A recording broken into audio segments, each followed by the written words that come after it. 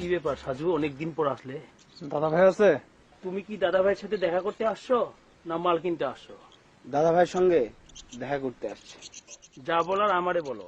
তুমি কি দাদা ভাই? দাদা ভাই আছে কিনা তাই বলো। দাদা ভাই টাউনে গেছে মাল আনতে। কিরে শামীম, তুই না বললি দাদা ভাই আছে?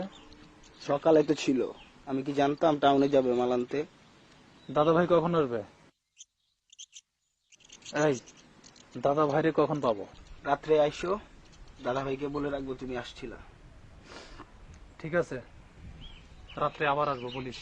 আচ্ছা। সাজু দাদা ভাইরে কেন খুঁজে, তুই কিছু জানিস? জিজ্ঞেস করছিলাম, কিছু বলে নাই।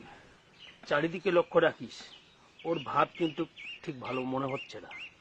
কি যে বলো, সাজু ভাই তো আমাদেরই লোক। আমরা গান বানাইছি ভাই। গান বানাইছো? হ্যাঁ ভাই, নতুন একটা গান ভাই। আপনাদের গানটা খুব চলতেছে না ভাই? কি গান বানাইছো? ভাই কাকু কাকুরা তুই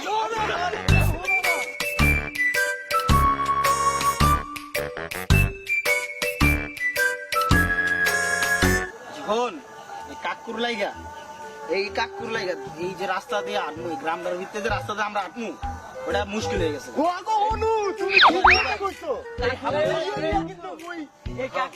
তারা অস্থির হয়েছে, আমি কইতেছি ওর এমন কর, এমন ফান্দে ফালামু, ওর নতুন চান্দিতে নতুন চুল যোগাযাম।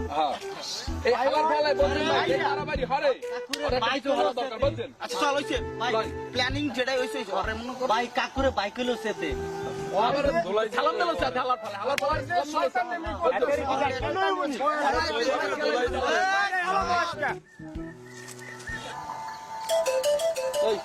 কি করছ? আপনার জন্য একটা ভালো সুযোগ নিয়ে আইছি। আরে কই চাচ্ছি কি, এই যে চান্দি আছে না, চান্দিতে চুল মানে চুল গজাইবো, মানে হাইফাই চুল, লম্বা লম্বা চুল গজাইবো, আপনার তেল বাইরেছে, ইন্ডিয়ান তেল। কস কি ব্যাপার?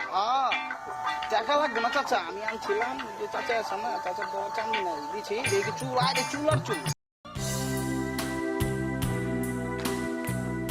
কিরে শামীম, তোর কাগজপত্র সব তো রেডি হয়ে গেছে, টাকা পয়সা কি করলি? জমির তো কাস্টমারই পাইতেছি না ভাই। তাহলে এক কাজ কর, জমি আমার নামে লিখে দে, তোরে আমি উড়াই দিই। আচ্ছা ঠিক আছে, এটা আপনারা বলুন।